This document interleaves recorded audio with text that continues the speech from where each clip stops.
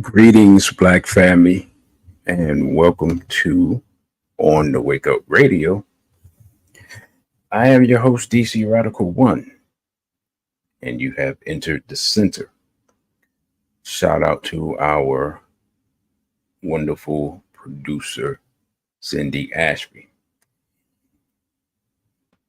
You can check us out on SoundCloud, YouTube, iTunes Podcast, Google Play, Stitcher, Spotify, and iHeartRadio at On the Wake Up Radio. While I try to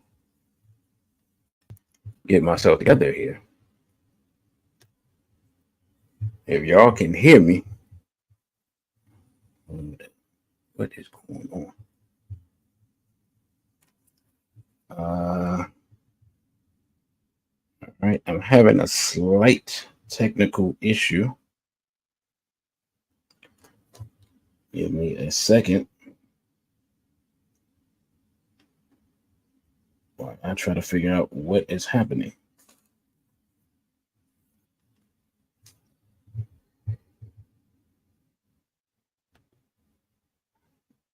What is going on? So, uh, so I need someone to do me a favor. If you can still hear me, DM me on Instagram to let me know that you can hear me and that I'm still live.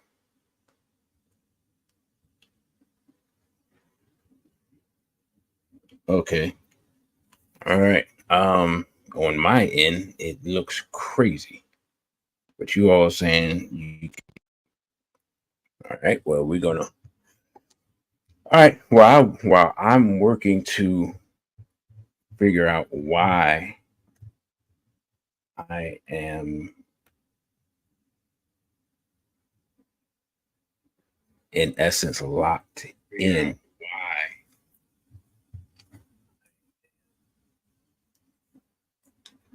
But I cannot bring up any of my other screens or do anything that I want to do. Uh, which is weird. This has never happened before. So I don't know what's going on, but I'm working on it. Give me a second. I humbly apologize. It's funny because this has been a weekend of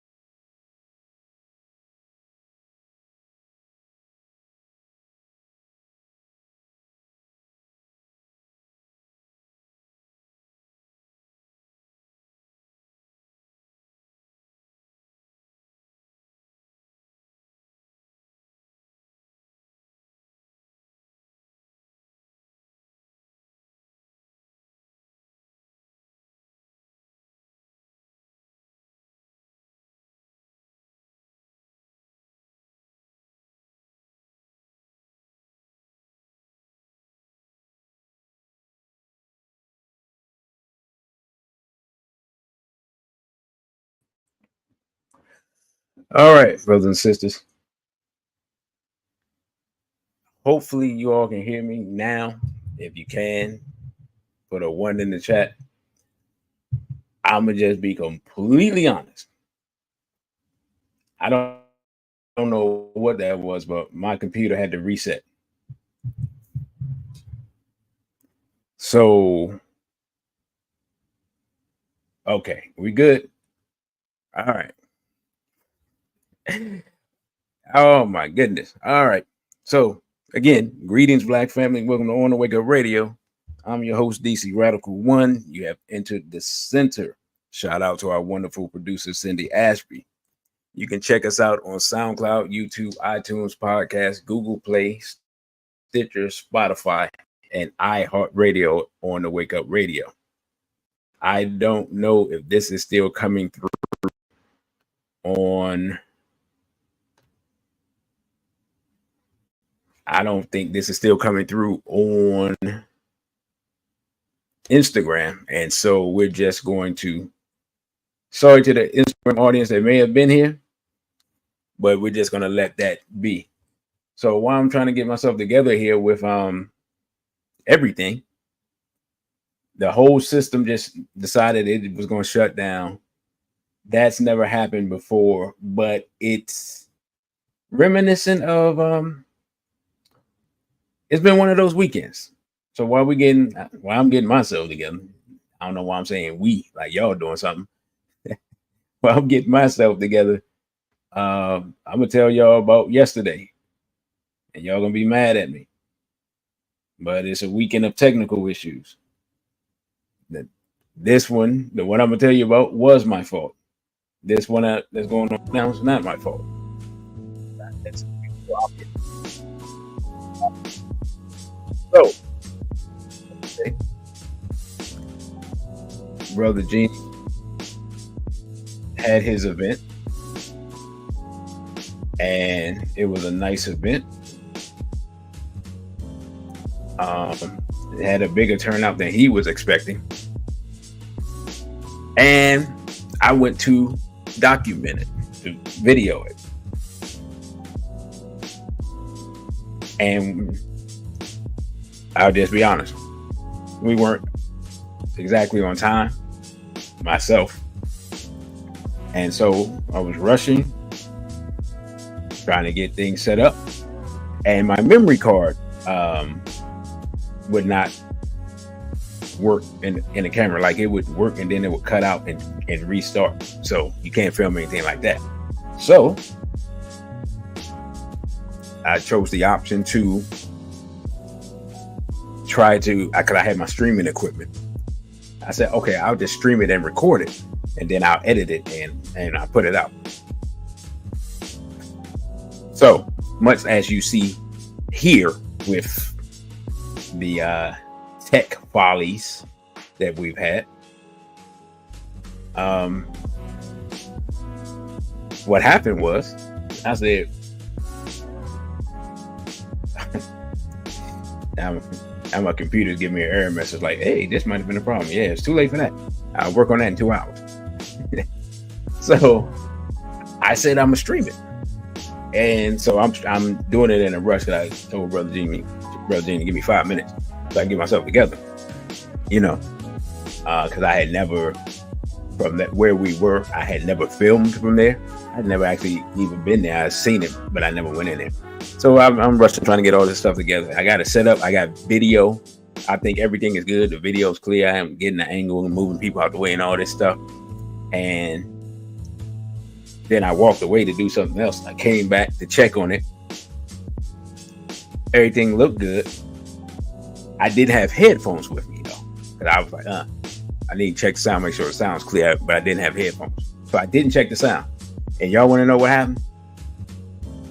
Don't ask how this happened. I mean, I know how it happened. It's human error. I recorded the entire event without any sound. That's why you all won't be able to see it. Not in a speck of sound.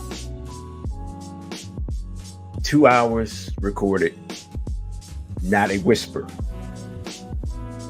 So that's what happened with that. So you all have my apologies. I know I said I was going to document it. Peace, straight Black Pride. Brother Crow greeted everybody. I see on the Wake Up Radio is here, our wonderful producer. BB48 straight Black Pride, brother, you got ripped off. BB48 sister Najee. BB48 straight Black Pride, brother Elijah. Brother Elijah, you can tell them how the event was yesterday. Miss Matrell on a mission. Greetings to you. And I think, oh no, it's not everybody. BB48 sister Fonessa. BB48 the brother Kevin. And I think that's everybody. So that was just, So when this happens with the computer where it's just like, oh yeah, no, we just got to reset and reboot. And I'm just like, what are you talking about? Like, that's never happened before. So what we're going to try to do is we're going to at least try to complete the first half of this. I've been gone for, I think, 3 weeks. One thing I'll let you all know is my goal, and I know I've said this before, my goal this month, 30 pieces of content, 30 days minimum. So that means everything. That means polls, that means shorts, that means videos, that means live streams. I'm going to live stream at least 2 times this week. In addition to this, I was going to live stream a 3rd time, but there's a possibility that I might be going out for my birthday. I saw something in town. I might check that out. So we shall see. Thank you, sister. So, all right, now that we got through all the preliminaries, including the technical issues, tonight's discussion is I want to talk about 3 major stories that occurred while I was away. And even though they do not appear to be interrelated, they are. And so we will talk about them, we'll give some analysis, and then we'll connect the dots. As I just realized when I reset, I lost my I just realized that I lost my my videos. All right. So while I'm trying to do that, oh my goodness, man. I'm not gonna lie. This is one of those. It's just like, really, why?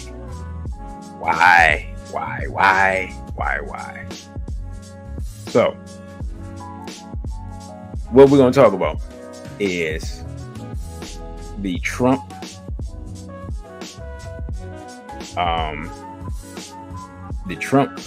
verdict, and we're going to talk about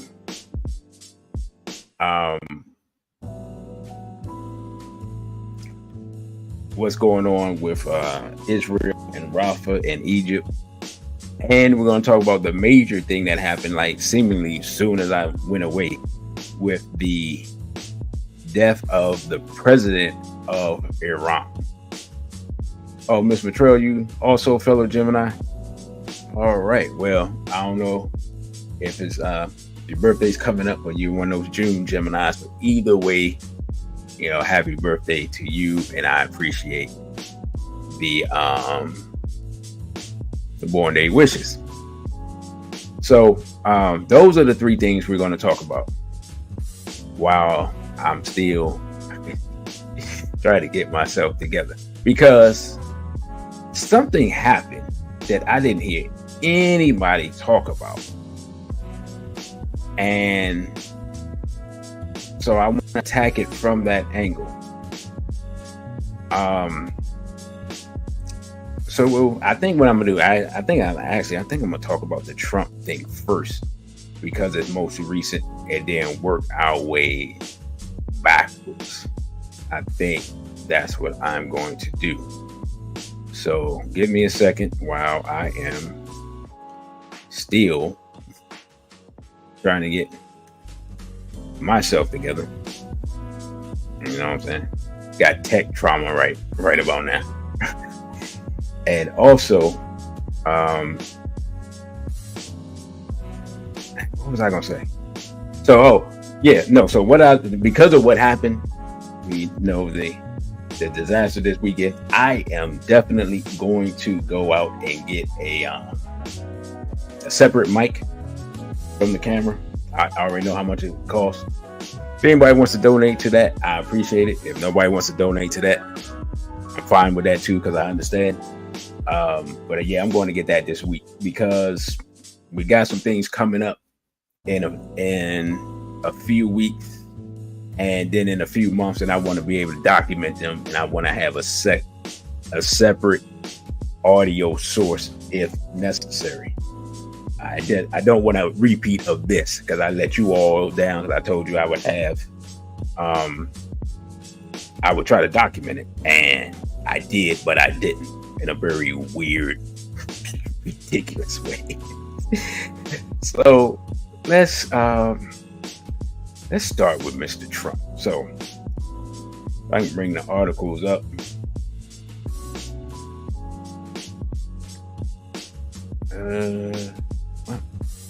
All right. Donald Trump found guilty in New York hush money case. This is from Politico. Now it says Donald Trump was found guilty Thursday of 34 counts of falsifying business records to cover up hush money payment to a lady of the evening, making him the first former president to become a convicted felon. Hey, it's always making history out here. Shout out to Mr. Trump, man. He's also a fellow Gemini. I'm sure he's like, yo, what is going on out here? So, the unanimous verdict from a 12-person jury ends a 6-week trial in which prosecution accused Trump of orchestrating an illegal conspiracy to influence the 2016 election. Now, Trump will have a criminal record as he seeks to become president again. Trump was convicted on all of the felony counts brought by the prosecutor. As the jury foreperson read the verdict, Trump looked toward the jury box, probably looking at them saying, "You dirty rascals," or some iteration thereof. After the foreperson finished, the former president stared straight ahead, appeared somewhat red in the face. Then, as the jurors individually confirmed that they agreed with the verdict, Trump looked back at them. Now falls to Justice Juan Merchan to determine Trump's sentence. The judge scheduled sentencing for July 11th, just 4 days before the Republican National Convention. Falsifying business records carries a maximum sentence of 4 years in prison, but because the crime is nonviolent and Trump has no prior convictions, any prison time is far from guaranteed. Merchan could opt instead for home confinement, probation, or a milder form of supervised visit. Now, I want to stop right there for a second because one thing I did, I was like, all right, who is Juan Merchan, right? Because I didn't, a lot of times you have to try to figure out, when you're trying to figure out what's going on, you have to figure out who the players are. So I went to look for him, and I just did it like a cursory search, and it says Juan Manuel Merchan. All right, now it sounds like your typical Hispanic gentleman. Like, okay, there's nothing here. There's a Colombian-born American judge and former prosecutor. He is an acting justice of the New York State Supreme Court in Manhattan, New York City. Right? Now, it says he was born in Bogota. He immigrated to New York when he was 6 years old, growing up in Jackson Heights in Queens. Now, here's the part that I found interesting. It says Merchan studied at Baruch College. The public college in New York City is a constituent college of the City University of New York system, named for financier and statesman Bernard M. Baruch. Right? Brothers and sisters, what type of name is Baruch? right? So Mr. Rashawn got his degree from a school dedicated to a Mr. Baruch. And then he got his JD from Hofstra. Now, I said, okay, that's interesting, but it's New York, so of course, there's a lot of things dedicated to people like Mr. Baruch. So I said, that's not anything. Then I looked and said, Rashawn first became a judge in 2006 when New York City Mayor Michael Bloomberg appointed him to the New York City Family Court. Alrighty, and brothers and sisters, Mr. Bloomberg is, as we know, a very well-financed small hat. So this man's career, he owes at least this level of his career to Mr. Bloomberg, right? So I just found that part interesting, because when I'm sitting here and I'm like, Mr. Trump, being who he is, this type of case being pulled up and him getting all 34 counts. First of all, the 34 counts I found interesting. I'm not gonna lie to you all. I wasn't following the case strong because I was like, man, this case is not really a big deal. It's not that much happening. Yeah, it's like, wake me up when something happened. And then they're like, oh, we're going to wake you up, all right, because here's 34 counts. He's guilty on all of them. So then I was like, okay, I'm awake now. What is going on? So then I had to go back and look at pay attention. Like, wait, what happened? So now, understand that this judge is also underneath Merrick Garland, and we know who he is, right? Mr. Garland's act. So this appears to be one of those things, right? It's based on just a limited look that this is a whip people back in line type of thing, right? I want y'all to think about it. Remember when Joe Biden,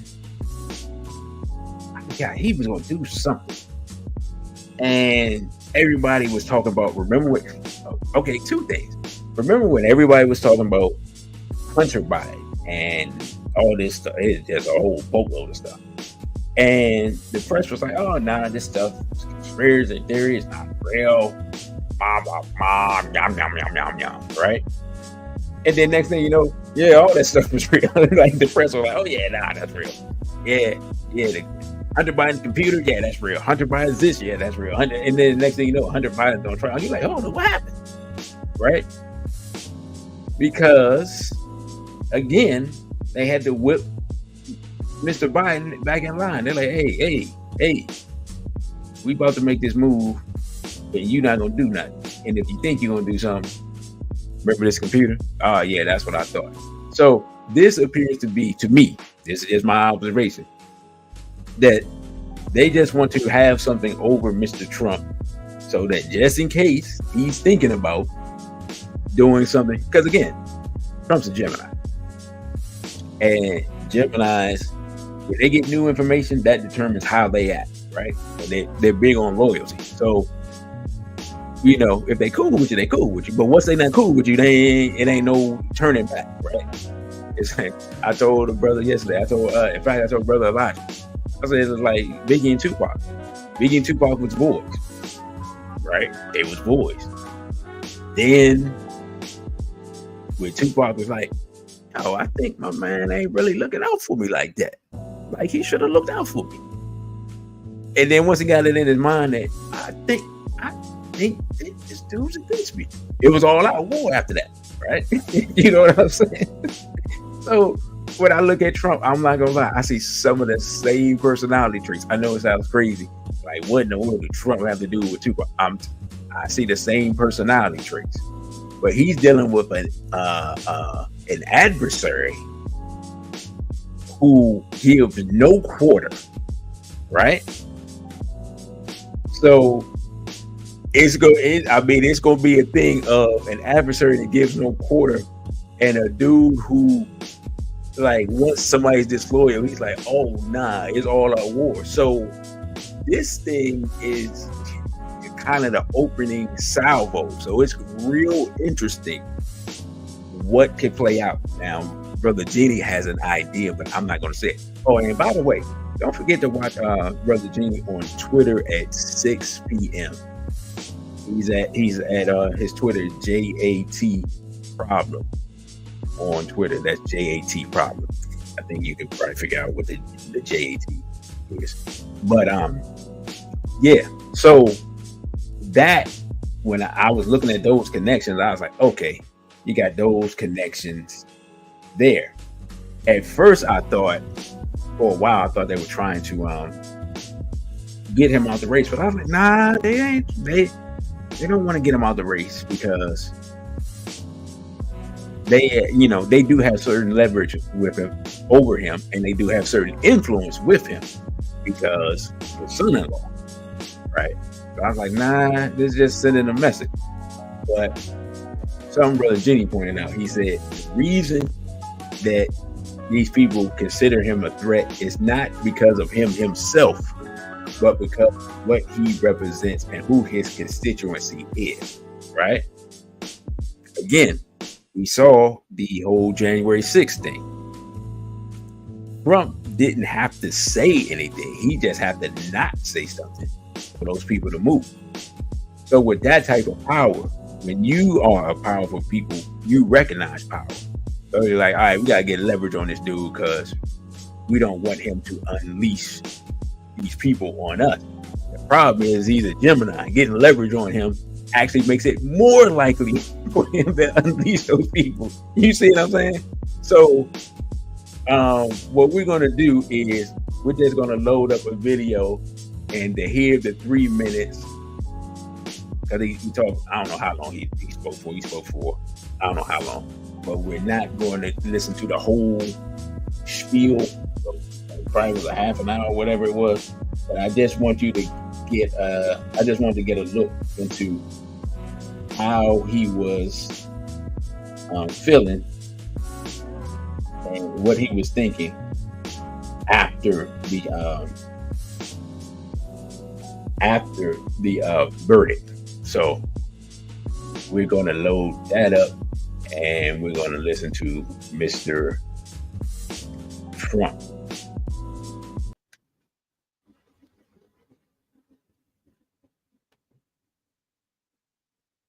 Case where if they can do this to me, they can do this to anyone. And these are bad people. These are, in many cases, I believe, sick people. When you look at our country, what's happening, where millions and millions of people are flowing in from all parts of the world, not just South America, from Africa, from Asia, from the Middle East. And they're coming in from jails and prisons, and they're coming in from mental institutions and insane asylums. They're coming in from all over the world into our country. And we have a president and a group of fascists that don't want to do anything about it, because they could right now, today, he could stop it. But he's not. They're destroying our country. Our country is in very bad shape, and they're very much against me saying these things. They want to raise your taxes by 4 times. They want to stop you from having cars with their ridiculous mandates that make it impossible for you to get a car or afford a car, but make it very possible for China to build all of our cars. It's a very serious problem that we have. We just went through one of many experiences where we had a conflicted judge, highly conflicted. There's never been a more conflicted judge. Now, I'm under a gag order, which nobody's ever been under. No presidential candidate's ever been under a gag order before. I'm under a gag order, nasty gag order, where I've had to pay thousands of dollars in penalties and fines and was threatened with jail. Think of it. I'm the leading candidate. I'm leading Biden by a lot, and I'm leading the Republicans to the point where that's over. So I'm the leading person for president, and I'm under a gag order by a man that can't put two sentences together, given by a court, and they are in total conjunction with the White House and the DOJ, just so you understand. This is all done by Biden and his people. And maybe his people more importantly. I don't know if Biden knows too much about it, because I don't know if he knows about anything. But he's nevertheless the president, so we have to use his name. And this is done by Washington, and nobody's ever seen anything like it. So we have a judge who's highly conflicted. You know what the confliction is. Nobody wants to write about it, and I'm not allowed to talk about it. If I do, he said, I get put in jail. So we'll play that game a little bit longer. We won't talk about it, but you're allowed to talk about it. I hope you do, because there's never been anybody so conflicted as this. As far as the trial itself, it was very unfair. We weren't allowed to use our election expert under any circumstances. You saw what happened to some of the witnesses that were on our side. They were literally crucified by this man who looks like an angel, but he's really a devil. He looks so nice and soft. People say, oh, he seems like such a nice man. No, unless you saw him in action. And you saw that with a certain witness that went through hell. And when we wanted to do things, he wouldn't let us do those things. But when the government wanted something, they got everything. They got everything they wanted. Now, there's something that he just said that I want to show y'all again, connected to what we've seen. He's like, oh, they're letting the people into the country and they're doing this and that. Now, who is letting the people into the country, right? We talk about Mr. Biden's open border policy, but I want to point you all to this organization, HIAS. Like, you like, bro, who is this? What is this? It is the Hebrew Immigration Aid Society. Our mission, drawing on our Jewish values and history and working with host communities, HIAS provides vital services to refugees, asylum seekers, and other forcibly displaced and stateless persons around the world and advocate for their fundamental rights. This NGO, right, is working to help bring in people into the United States illegally from around the world and being given money by the United States government. This is one of the NGOs that is working to do that. And being so, let me make it clear. When you go to work and you pay your taxes, or whatever other means you do, and you pay your taxes, like I just had some taxes taken out of something recently, and I'm like, oh my goodness. Anyway, right? Your money that you work for goes to this NGO for them to help bring in people to replace you so that soon you won't have to work and thus won't have any money, right? And we've all heard, I think we talked about it previously, those millions of military aged gentlemen that are roaming around your city, right? Beating up cops and all types of wild stuff that we've seen going on. They are aided and abetted by the Hebrew Immigration Aid Society. Right. So when Mr. Biden is like, those people, when Mr. Trump is like, those people, He may not know exactly who those people are, but we do. Right? We do. It was found, and they were founded where? In New York. Oh, isn't that so interesting? They're in New York, where Mr. Trump was speaking from, talking about his conviction.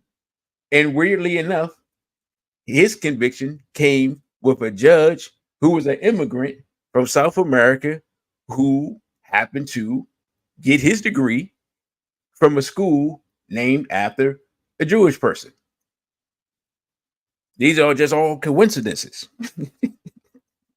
You see what I'm saying? So when we're looking around, we're like, well, what people are helping bring in illegals and who's in charge and how in the world are people getting here? Because he said it's not just Mexico, which is correct. There are people from China. Well, how are people from China getting here? Okay, well, people in China have money. But then we say, and people from Africa. Well, hold up now. We know good and well that a lot of people who are fleeing from places in Africa, okay, is over 11 million square miles of land in Africa. You can flee to a lot of places, but you cannot just randomly, with no money, find yourself on the southern border of the United States of America. It just doesn't work that way. You see what I'm saying? Like when you don't have any money, going all the way to another country is not that just, you just like, man, I want to get out of here. How about I go across the Atlantic Ocean? Well, how are you going to do that? You don't have any money. Oh, I'm going to call the Hebrew Immigration Society. Like, no, that doesn't, no one thinks that. You don't know what that is. All right, these people have to literally come over there and say, hey, you need some help? Would you like to go to America? We can make it happen, right? So I just found that interesting when Mr. Trump was saying that, and I was thinking to myself, boy, he's getting close to the matter without hitting the bullseye. And I'm like, I don't know if he knows or if he just, I don't know, right? So let's get back to what can happen to Mr. Trump. I think, let's see if it's in this. We'll go back to the political article before we go to the other one. Says a hazy political impact. Oh, wait a minute. No, wait a minute. It says Trump is certain to appeal the verdict, a process which could take many months or even years. Meanwhile, he stands accused of additional wide-ranging criminal conduct in 3 other cases, 2 for subverting a 2020 election results and 1 for hoarding classified documents after he left office. Now, let's stop right there. The hoarding classified documents after he left office is interesting because Mr. Biden was literally accused of the same thing. And they basically just said, Mr. Biden is too incoherent for us to, we don't want to charge him because he don't really know what's going on. And that's how the interview went. So we just dropped the matter. Does anybody remember that? Like, put a 1 if y'all remember that, because I remember that clearly. I was like, wait a minute, they're kind of accusing Biden of like the same thing. It's kind of weird. But one person, is going to face, I guess, more trials, and the other person is going to just be wheeled out in front of the people for a debate and then an election. Another thing real quick, and I didn't bring up an article for this. I may do a separate video for this after I figure out exactly what's going on. The Democratic National Convention is going to be in Chicago. Black people in Chicago right now are, as we know, we've covered this previously as well, are very, very angry about the immigration situation. The young people who are protesting what's going on in Palestine are saying they're going to make their voices heard there, right? So people are saying this reminds them of 1968. 1968, the Democratic Party had their convention in Chicago. This is the infamous convention that led to Black Panther Party leader Bobby Seale being in a courtroom, tied to a chair with his mouth taped shut. And I think somebody said they put a sock in his mouth, then wrapped tape around that while a court proceeding was going on, right? That's the type of shenanigans that were going on in 1968 as people protested what? A war. People were brutalized. They had all types of kangaroo courts and everything like that. So the media is already saying the atmosphere around this new Chicago convention could be similar in that the young people who are protesting the Palestinian situation have already said, "Oh no, we're gonna be there. If y'all have the convention there, we're gonna be there." The Black people who have voted Democrat for years are like, "Hey, these immigrants are coming here. They go hard. They taking over stuff. They getting free money. We being homeless and all. Nah, we're gonna be there. You're gonna hear from us too, right?" So, two forces that wouldn't normally align are going to be there because you got to think about it. You got a large constituency of Muslims in Michigan, right? They're probably going to come down. You got the young college people talking about going up there. You got the Black people that's angry that's going to come up there, and I don't even, and then other people may just come just to add to the confusion. So this looks like a boiling cauldron that's going to head for the Democratic convention. And as I get more, I'll probably do a video on that. Mr. Trump is facing he's going to face this judge that we just talked about at 4 days before his convention. So for anybody who, I don't know if anyone here is old enough to tell us what it was like in 1968 when all types of stuff was going on, but it appears that we are headed for this summer being a eventful summer. That's the word I'm looking for. An eventful summer. So and Sister Farnessa said that a lot of Blacks in Chicago are changing parties. Right. And so the thing I'm interested in is where Mr. Kennedy will fall in all of this while all this chaos is going on. Because another thing, I didn't bring this up either. I do want to kind of speed it along, But another thing is that there are calls within the Democratic Party for the removal of Biden, and they have not said who they would replace him with, but there's been a long-standing rumor, for lack of a better word, of the replacement of Mr. Biden with someone that we are all familiar with, whose mother recently passed away. So they have our condolences, and that is Michelle Obama. Now, this is a rumor. I'm not saying this is going to happen, so don't be like, DC, you said so and so, and it did that. No, I'm not saying that. I'm saying there have been rumors from publicly stated inside the party of her being a contingency plan if it appears that it's just not possible for Mr. Biden to win, which it looked like that before this verdict.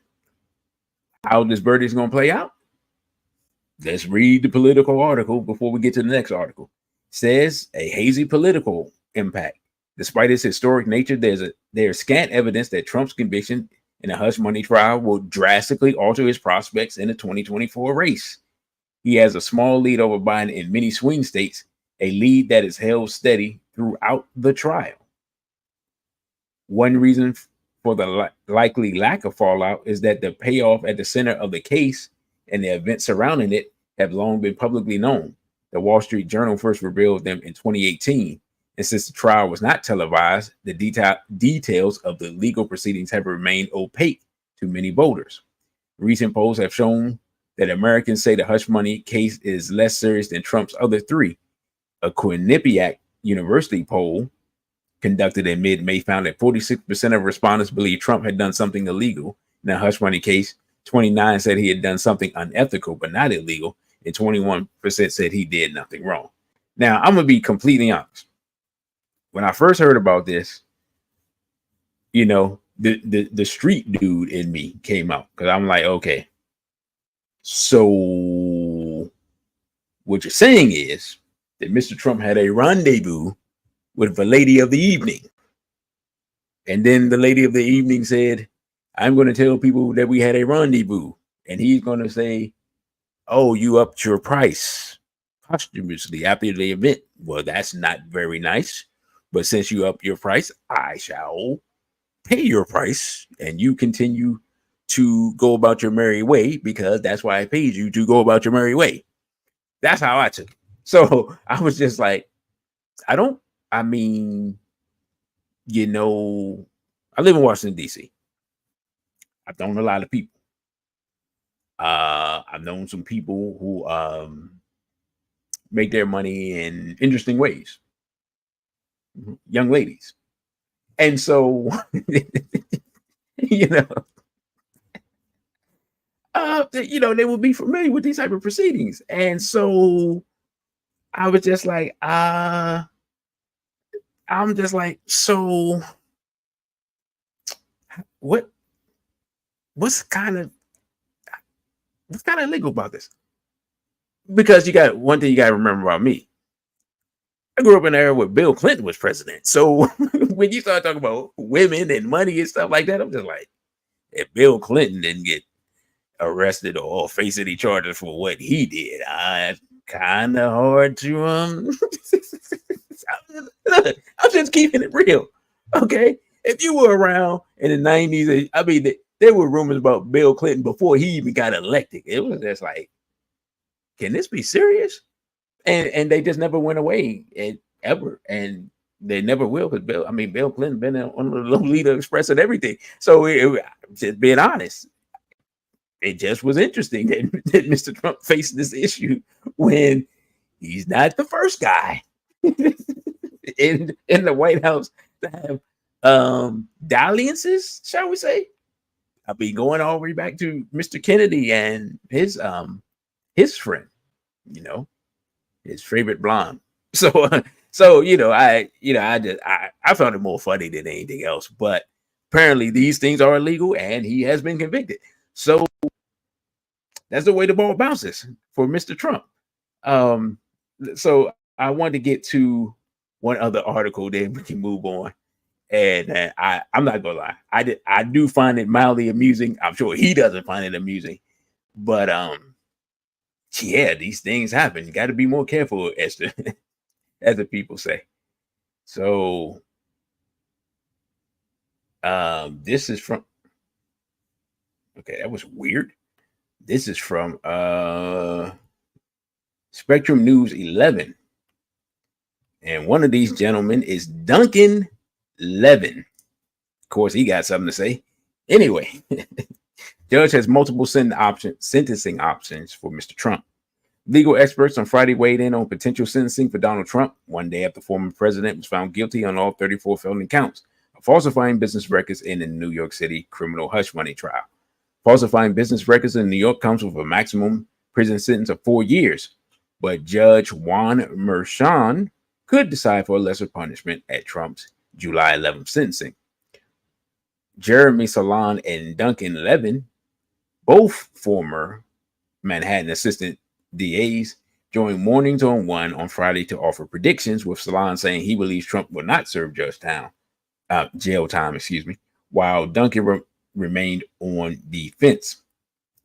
Says this is an incredibly horrible day for our nation in healing, and fixing and moving forward is far better than dividing further and the collateral ripple effect of a former and potential future president being incarcerated. But Levin pointed out circumstances that could warrant serious punishment. All right, let's stop right here. Who said that there could be serious punishment? What type of name is 11? y'all, y'all tell me in the chat while I go back to reading. Says it's an E felony. It's a low-level felony case. He's a first-time offender, but he's violated the gag order 10 times. He's been found in criminal contempt. He's been undermining the judge. He's been threatening the court staff and the prosecutors. And if there's any felony that calls for some jail time, is this one, he said. That's Mr. Levin. If it's not jail time, Levin outlines several alternatives that Mershon could select. There could be a conditional discharge, which has certain limitations or certain conditions, excuse me. There's probation, there's jail, then there's also home confinement. And so it's unlikely to wind up with a major incarceratory sentence. But the judge has unilateral power to really impose any number of these things. Trump, meanwhile, does have several avenues to appeal the case, and Salon and Levin explain how he might go about it. I think they're going to look and try to fix things up on the jury even after the fact. But that aside, one of the angles is going to be what we've heard repeatedly about falsifying business records, just sort of bootstrapping into a potential federal election fraud or crime, Salon said. I think it's going to be related to that second felony elevation piece of falsifying business records. Whether it's going to be meritorious is yet to be seen. Yet to be seen. I've lost my place. Levin said he expects Trump to throw his lawyers under the bus as well and try to argue ineffectual assistance of counsel not objecting during all that Stormy Daniels testimony. Well, that would be interesting. I think they're going to look and try to fix things up. Okay, no, I already read that part. So that is, I just found that interesting that Mr. Levin's one of the people who had something to say about that. So that is what they think, how they think Mr. Trump will go about appealing the case. So this thing is going to go throughout the summer, throughout the election period. And we've already seen in one of our earlier shows how a large swath of white America feels about Mr. Trump and the election and things moving forward.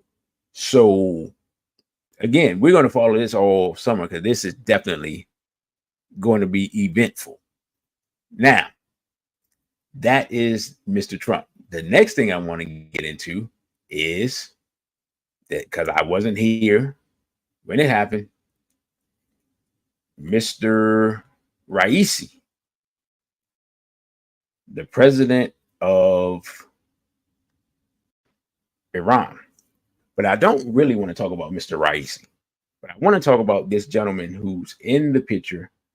Isn't it nice of them to put up Mr. Netanyahu just because?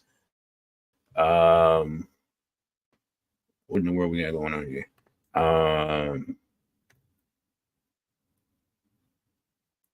We got Mr. Raisi and Mr. What is his name? Hussein Amir Abdullahi. Okay, I butchered that, but he's no longer here with us, so it doesn't matter. But I want to focus on him, right? Because when it first happened, and they were like, before or when they announced that the chopper had went down, but before they said everybody was dead, I was like, okay, who else was on the chopper? And this gentleman, who was the foreign minister, was one of the people. So I decided to look into him, right? Because I wanted to look and see. Because the normal thing is, people will say, before the greetings to Raw Ito Vita, the normal thing that people will say is, okay, it was a helicopter crash and it was an accident, right? The normal thing that people like me will say, it was a helicopter crash and it was not an accident. You know what I'm saying? So then there were people who were saying, oh, it was a helicopter crash and it wasn't an accident, but it was some people in the Iranian government who didn't like Mr. Raisi. And I listened to that and I said, come on now. I mean, I understand what you're saying. Right? There are rivalries in people's government, so forth. So I get that. But who else is there? And once I saw this gentleman there, I said, you know what? Let me look into him. Let me see who he is. And when I went and looked and saw who he was, I got a different perspective. And I cannot prove, let me state that. My hypothesis is that it was not that Mr. Raisi was a bonus, but in reality, it's the foreign minister who was actually the target. So it was kind of a 2-for-1, right? So let's read the article on why I think that. It says President Ibrahim Raisi, his foreign minister, and other senior officials are confirmed to have died in a helicopter crash after a long overnight search in dense fog and snow in the mountainous terrain of Iran's eastern Azerbaijan province. The bodies were found Monday morning. And by the way, this is from May 20th, the day after Malcolm X Day. Some hours after the chopper crash, state media reported. Now, the thing that's been interesting to me is I haven't heard anything about like the details have been mighty hush hush. Now, y'all tell me, have y'all really heard any details about the crash since it occurred? What, 2 weeks ago now? If y'all have, y'all let me know. Before they straight black prior to straight black sock. Now, they talk about, I'm gonna just read real quickly about Mr. Raisi. 63-year-old Iranian leader was long viewed as the next in line to be the supreme leader behind Ayatollah Ali Khamenei, who is actually like the highest authority. Raisi was a hardline religious conservative with deep ties to Iran's judiciary and religious elite. While in his early 20s, he was appointed prosecutor in several cities until he landed the post in the capital of Tehran to work as a deputy prosecutor in 1989. His first attempt at winning the presidency in 2017 failed, but he eventually succeeded in 2021. So he didn't even live out his term. I hate when they have stuff moving. Raisi had risen through the ranks over the years in 2016, becoming the chairman of the Astan Quds Rezavi, the biggest religious endowment in Mashhad, which cemented his status in Iran's establishment. The AQR is a colossal bunyad or charitable trust that has billions of dollars in assets and is a custodian of the shrine of Imam Reza, the 8th Shia Imam. Right? That's Mr. Raisi. All right. Let's just bypass that and get to who I thought was so interesting. If I can actually get them to stop moving around. It says Hossein Amir Abdul Lahian. Man, anyway, the top Iranian diplomat who was with President Raisi in a helicopter that crashed played a significant role in shifting Iran's foreign policy from engagement with the West to improving relations with their regional neighbors. That would include Azerbaijan, ironically enough. Right? Amir Abdollahian had served several positions in the Iranian foreign ministry since 1997, including as ambassador to Bahrain and deputy foreign minister of Arab and African affairs. Raisi nominated him for foreign minister after he became president in 2021. Amir, I'm just going to call him Amir so I can stop butchering his name. It's making me tired. Help restore Iran's, listen to this, help restore Iran's diplomatic ties with Saudi Arabia as part of a Chinese brokered agreement and visited the kingdom in 2023 in a major thaw of relations between the two countries, right? Now, here's his resume. The top diplomat was killed in the crash. He was a well-known figure in the region as he worked to implement Iran's foreign policy, served in the Ministry of Foreign Affairs since 1997, earned a doctorate in international relations from the University of Iran in 2020, was nominated foreign minister 2021, and then the deal that we just spoke about. Now, let's go and look up the basic stuff on his Wikipedia and see if we see anything interesting, right? Says Mr. Amir was special aide to the Speaker of the Iranian Parliament on International Affairs, Director General of International Affairs of the Islamic Consulate Assembly for the presidency. From the presidency of Ali Larijani to the presidency of Mohammed Bagher Ghalibaf. He's like, okay, who cares? Now, Secretary General of the Permanent Secretariat of the International Conference in support of the Palestinian Intifada. Stop right there. He's their chief man. Their chief man on working with the Palestinians. He's in charge of all of the affairs working with Hamas, Hezbollah, all these groups. That's his job. Right? Wait a minute, y'all still hear me? Give me a one if y'all can still hear me. I'm not talking to myself.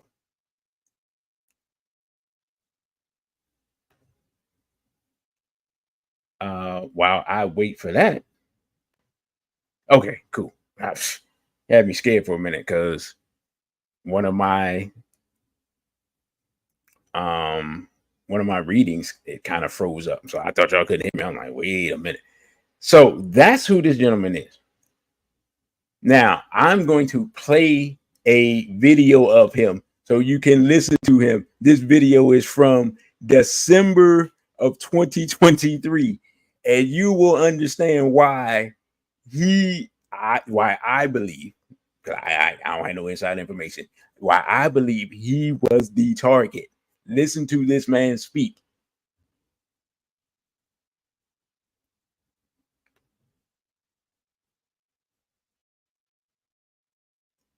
Supporter of the occupying regime is the main cause of the failures of the United Nations, especially the Security Council, in upholding the rights of the Palestinians, who are now managing the genocide in Palestine, that we do not welcome to expansion of the war in the region. But I warn, if the genocide in Gaza continues, they will not be spared from this fire. Mr. President, it has been 3 weeks that we have been witness to the war crimes and genocide of the occupying Israeli regime in Gaza and the West Bank of Palestine. The United States and several European countries have sided with the occupying regime of Israel without observing the UN Charter and international law. They call a Palestinian Liberation Movement a terrorist, which has the right to self-defense and self-determination. But they refer to the occupying and war criminal regime that is committing genocide in Gaza and having the right to self-defense. Unfortunately, this is the state of our world today. This is the situation of the Security Council, which was supposed to try to establish world peace and security. Today, United States and several European countries are watching and supporting the killing of about 7,000 civilians in less than 3 weeks by the Israeli regime in Gaza and West Bank of Palestine. And they help this regime militarily and financially.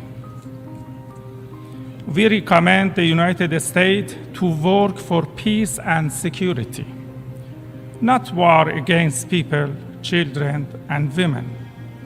Instead of sending rockets, tanks, and bombs to be used against Gaza, United States should stop supporting genocide in Gaza and Palestine. Mr. President, the history of Iranian civilization shows that we have always supported peace and security. But today in New York and the United Nations, I say frankly to the American statesmen who are now managing the genocide in Palestine that we do not welcome to expansion of the war in the region. But I warn, if the genocide in Gaza continues, they will not be spared from this fire. It is our home, and West Asia is our region. We do not compromise with any party and any side, and we have no reservation when it comes to our home's security. I want you all to understand what this man just did. In December of 2023, Mr. Abdullahi went to the United Nations and told the United States and Israel, West Asia is our region, and we don't want any problems. But if you all keep doing what you're doing with the genocide, with Israel doing the genocide, and I'm missing music, and the U.S. keep playing. He said, we look, y'all murdering people, you running around claiming it's democracy and all this stuff, but in the meantime, you out here supporting the genocide of our allies, who we're cool with, who I'm especially cool with, because I work with Hezbollah and Hamas, and then my folks, and y'all bombing on my folks, and I don't appreciate it, right? So, it was one more article on him that I wanted to come up, which is, right, this is from February 9th. This is 2 months after he spoke there. And what does it say? Iran vows to keep backing Hezbollah. Right? And who's the first person mentioned? Iran's foreign minister vowed after arriving in Beirut on Friday to keep supporting the militant Hezbollah group, saying Lebanon's security affects that of Iran in the region. Our friend Hussein was welcomed by a representative of Lebanon's Hezbollah, as well as the militant Palestinian group Hamas and Palestinian Islamic Jihad. Iran, a main backer of the militant groups, has been calling on the U.S. to pressure Israel to stop the Gaza offensive, which we know they haven't even thought about doing. Hezbollah began attacks along Lebanon's border with Israel on October 8th after 17 years of relative calm, a day after Hamas launched its attack on southern Israel that triggered the war. Hezbollah and the resistance in Lebanon have courageously and wisely carried out their deterring and effective role, Mr. Hussein said, at Beirut's Rafah Hariri International Airport. Now, do y'all see why I have pointed to this gentleman as the real target, and why I do not believe for 1 second that plane accident was an accident? Because not only, now remember, this was helicopter, excuse me. This was a 3 helicopter convoy. The helicopter with the president of Iran and the foreign minister, who's the point man on the resistance movements, the Palestinian resistance movements, Hamas, Hezbollah, Islamic Jihad, their point man that deals with them, who had went and made a deal with Saudi Arabia, who's been in just a complete lapdog for the United States, made a deal with them, which if they had some type of combining of forces would have been seen symbolically as a combination of the recombination of the Muslim world with the major Shia power and the major Sunni power coming together. If that happens, then you have a way for Iran to unite the entire Muslim world against Israel and the United States. We don't understand the ramifications of that. Iran is not really seen as a part of the Muslim world. They're seen kind of a part away from.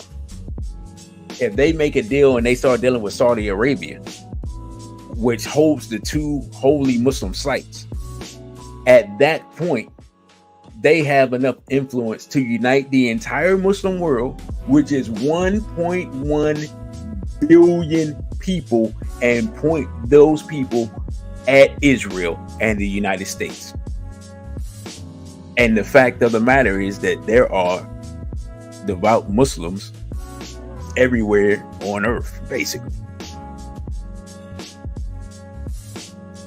That's who Hossein Amir Delahi, and I've been butchering his name all night and still gonna do it. That's who died. That's how important that person was. I argue that from a strategic standpoint of a person who's against Iran, he was more important than the president was. They can replace the president. Replacing this 6'6" dude who is your point man for all your resistance movements, or as the United States would say, these terrorist organizations. Dr. Collins said one man's terrorist is another man's freedom fighter. So depending on where you stand on that side of the debate, that was the most important person in the aircraft, in the helicopter. And I believe he's the reason why neither one of them are alive, right? So I just wanted to bring that angle to that, because I know I didn't talk about it.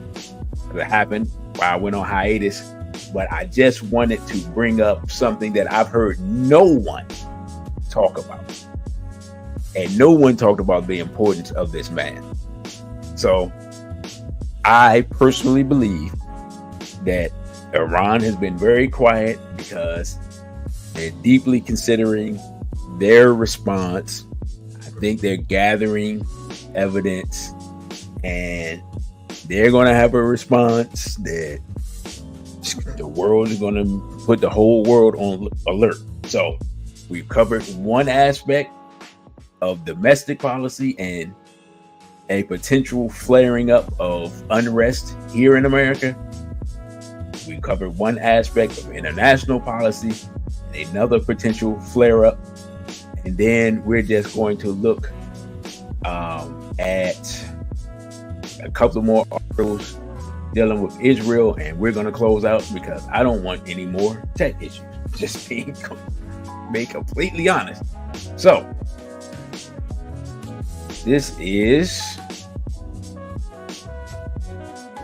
what's going on now between Israel and Egypt. Israel says it's taking control of key areas of Gaza's border with Egypt are washed in smuggling tunnels. This is from May 30th. Says Israel's military said Wednesday it seized control of a strategic corridor along Gaza's border with Egypt to cut off smuggling tunnels as it tries to destroy the militant Hamas group in a war now in its 8th month. The capture of the Philadelphia corridor complicate Israel's relations with Egypt, which has complained about Israel's advance towards its border. Israel says the corridors are washed in tunnels and have funneled weapons and other goods for Hamas. Now, let me stop right here. Now, here's one thing that didn't be said, because that may be true, that may not. I have no idea. But one thing that's happened is, oh, wait a minute. I didn't cover that article yet. Okay. Well, one thing that's happening is that they're having a famine in Palestine right now. So stopping the people from, one of the things that they may be smuggling is food into this place. So when you're saying, oh, we're going to stop Hamas, we're going to stop these tunnels, it may not be as simple as that. It may be that they want the famine, and because remember, these are the same people that blew up the world, what is it, the Central World Kitchen or the World Central Kitchen or whatever. I did that in an earlier show. I had the founder of that on. They blew his people up and then said, oh, my bad.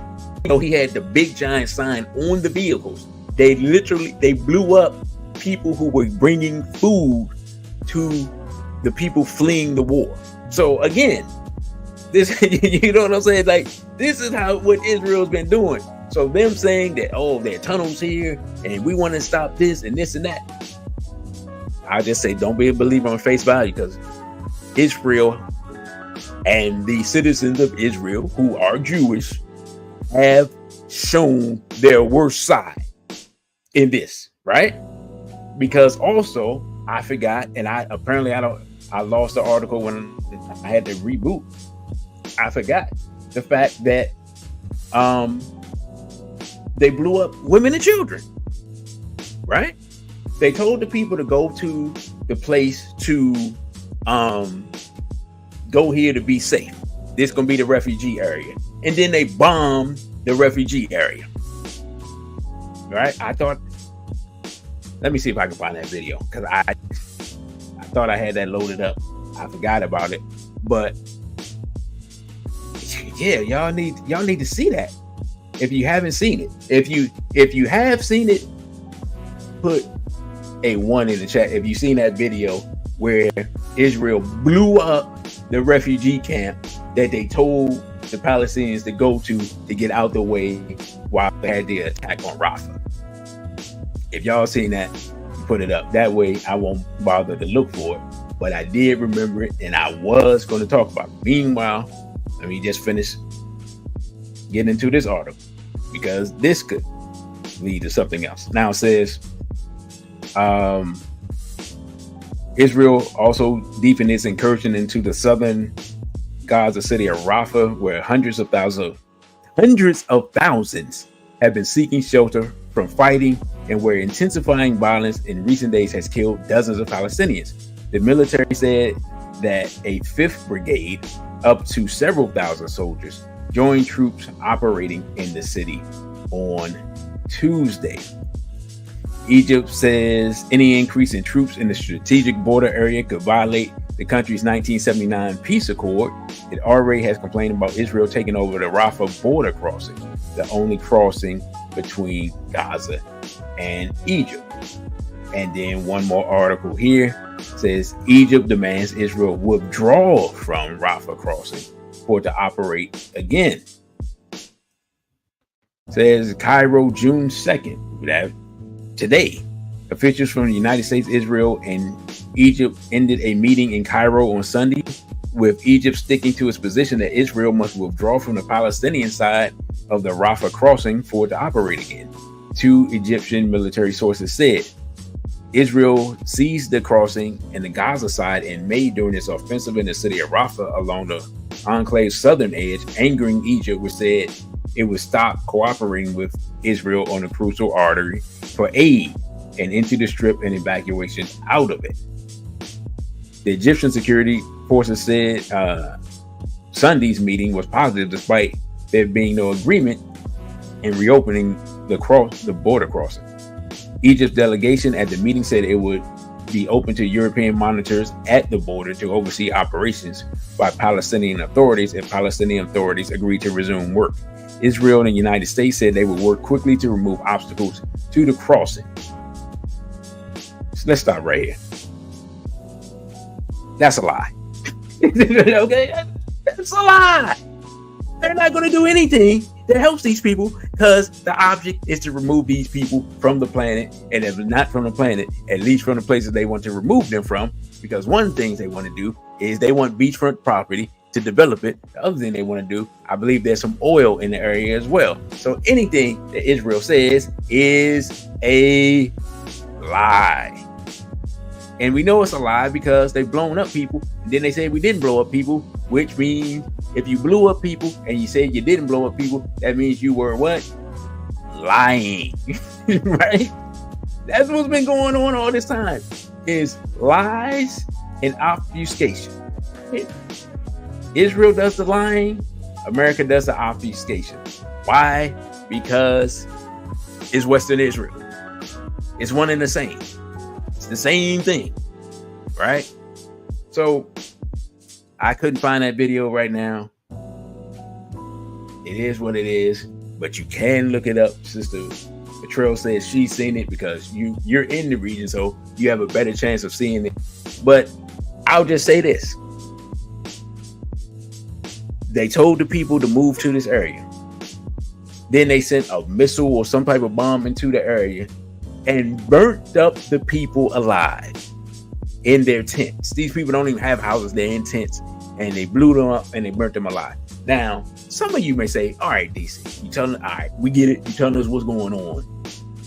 Yeah, but it's those people, and we not Muslims, we ain't Arabs, we got issues with them anyway. Look, I understand that. I'm a former Muslim. I'm currently reading Islam's Black Slaves. It's taking me forever to read the book because it infuriates me. I understand even more completely than I did before reading the book. A long history, long and complicated and antagonistic history that Black people have with Islam. Right? I mean, I've done a lecture on who all our enemies are. But it's one thing I got to say. You have to understand the near enemy and the far enemy. And you have to understand who's more powerful and who's more of a threat, when and where. And the people who are executing this genocide in plain sight of the entire world, while people are complaining so we know what's going on. It's not like the Congo where people like, what are you talking about? What's going on in the Congo? Where people, you know what I'm saying? Everybody talks about this every single day and hasn't been able to slow down anything, which shows you how powerful those people are. The reason I'm talking about it is because there's nothing stopping Black people in Africa or Black people in America from being next on the menu. Right? Just keep it 100. What's stopping us from being next on the menu? We are in no more a better position to defend ourselves here in America or on the continent from this type of assault from a European group funded by Zionists than anybody else on earth is.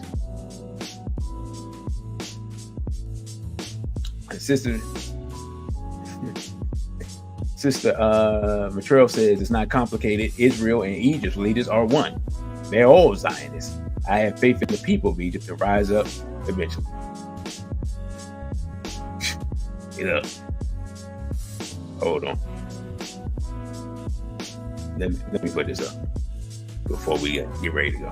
This is a sister that lived in the region. This is her perspective. She's more qualified to tell us than I am because she's there. She says she believes there's going to be a split with the government and the military in Egypt.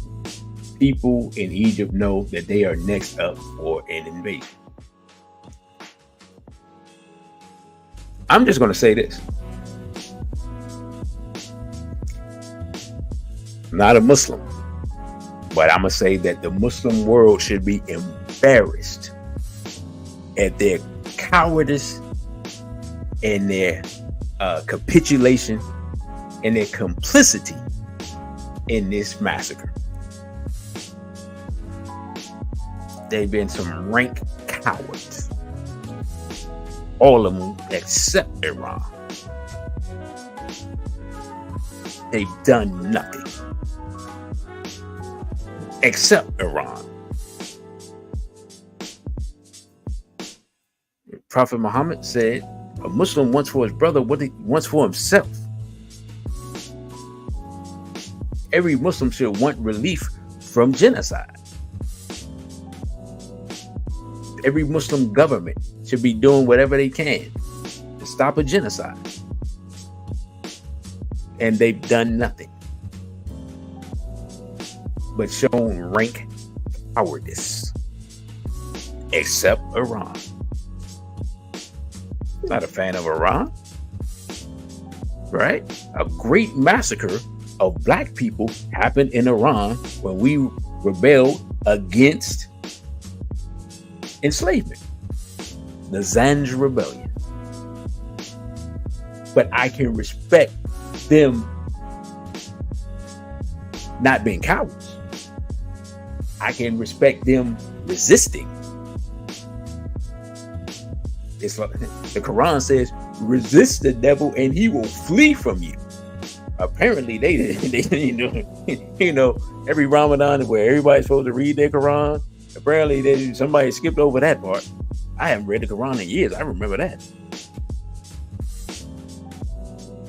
Showing cowardice and capitulating and bowing down is not going to change anything, and it's not going to take you off the menu.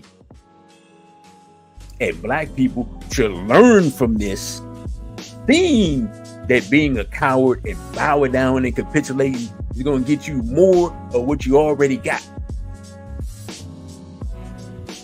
Because we seem to have forgotten this, because every right that black people in America have gotten is because we resisted. It's not because we talk about we loved our enemies and bowing down and praying and getting on one knee, two knees, three knees, four knees, knees and elbows and all that. No. Every right we've got is because we fought for it, because we resisted. So I at least have respect for people who resist and who aid in resistance. Because in the grand scheme of things, in reality, one of the things Brother Genie showed Saturday is everybody's on the menu. Black, white, Japanese, Palestinian. If you are not part of the Zionists and their proxies, you on the menu. And if you don't think you're on the menu, what do you think happened when the entire world stopped in 2020?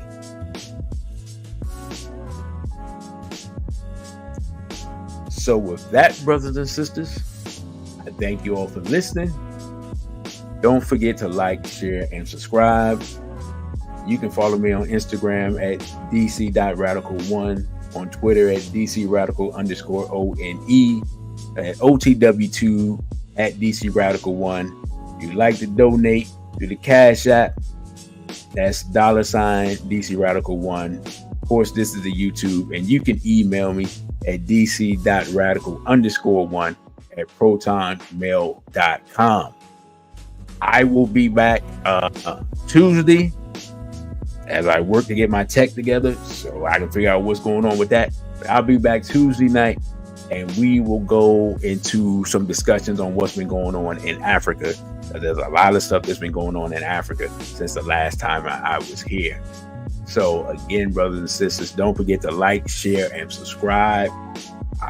My humble apologies for all the tech issues that's been going on this weekend. I guess it's just one of those times. I've been gone for a while, and it was a bumpy ride back.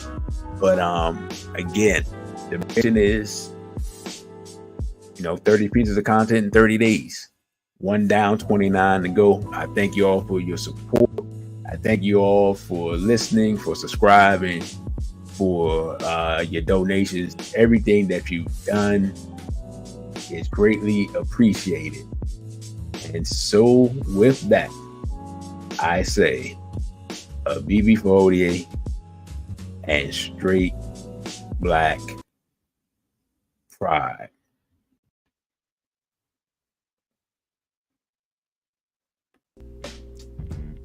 Thank you for watching this video. Don't forget to like, share, and subscribe. Also follow us on our other social media platforms. On Instagram, we're at dc.radical1. On Twitter, we're at dc_radical_ONE. And the Cashapp is $DC Radical 1. Again, thank you for subscribing.